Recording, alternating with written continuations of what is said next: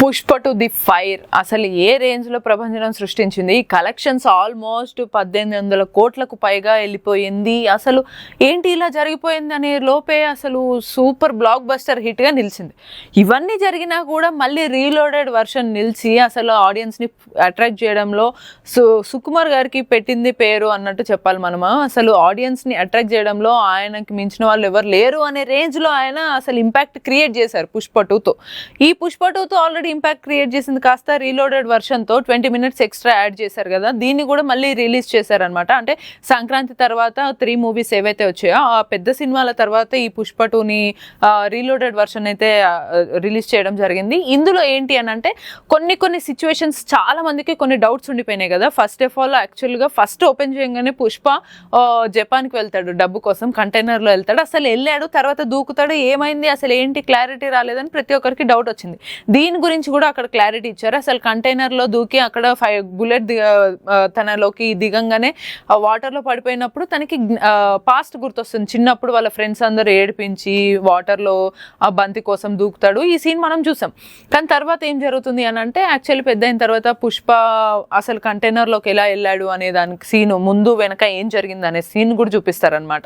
ఈ జాలిరెడ్డి కానీ షిఖావత్ వీళ్ళందరూ ఉంటారు కదా, సో వీళ్ళందరూ వల్ల ఏమైతే ఇష్యూస్ జరుగుతున్నాయి, వాళ్ళ అయితే షిఖావత్ వల్లనే డబ్బు అంతా కూడా ఆగిపోయింది అనే రీజను, మళ్ళీ ఈ జాలిరెడ్డి వీళ్ళందరినీ కూడా చంపేసి ఆ తర్వాత కంటైనర్లోకి వెళ్ళి డబ్బు కోసం అక్కడ ఫైట్ చేస్తున్నట్టు ఈ సీన్ మనకు చూపిస్తారు.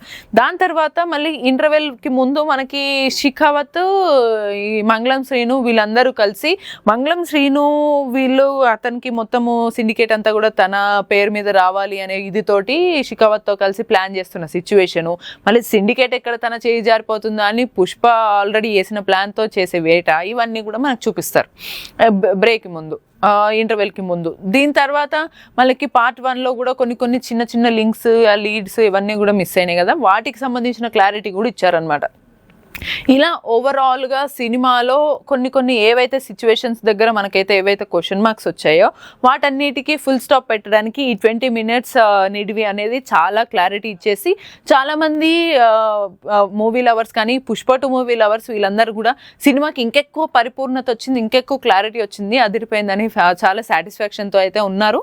మొత్తానికి అసలు సినిమాని అసలు ఇట్లా ఇంత కొత్తగా రిలీజ్ చేయొచ్చని, ఇంత డేర్ చేసి చేయొచ్చని మనకి సుకుమార్ డైరెక్షన్ ద్వారానే మనకు అర్థమవుతుంది. అసలు ఆల్రెడీ 3 hours దాకా ఉన్న మూవీని మళ్ళీ 20 minutes ఎక్స్ట్రా యాడ్ చేసి మళ్ళీ రీలోడెడ్ వర్షన్ని మళ్ళీ థియేటర్స్లో రిలీజ్ చేయడము, ఇవన్నీ ఎవరికి పాసిబుల్ అవుతాయి అని ప్రతి ఒక్కరు సుకుమార్ని పొగడని వాళ్ళు లేరనమాట. మొత్తానికి పుష్ప 2 ది రూల్ మొత్తం సక్సెస్ఫుల్గా రన్ అయింది. ఇప్పుడు బాక్స్ ఆఫీస్ బద్దలు కొట్టేసింది. రీలోడెడ్ వర్షన్ కూడా చాలా సక్సెస్ఫుల్గా ఉంది. ఇంకా కొంతమంది ఓటీటీలో కూడా ఎప్పుడు వస్తుంది మళ్ళీ చూద్దామని అయితే చాలామంది ఫ్యామిలీ ఆడియన్స్ కూడా వెయిట్ చేస్తున్నట్టు మనకు తెలుస్తుంది. మరి ఇలాంటి మరిన్ని అప్డేట్స్ కోసం అయితే TFPCని చూస్తూనే ఉండండి. అంటిల్ దెన్ నేను మీ భవ్య సైనింగ్ ఆఫ్.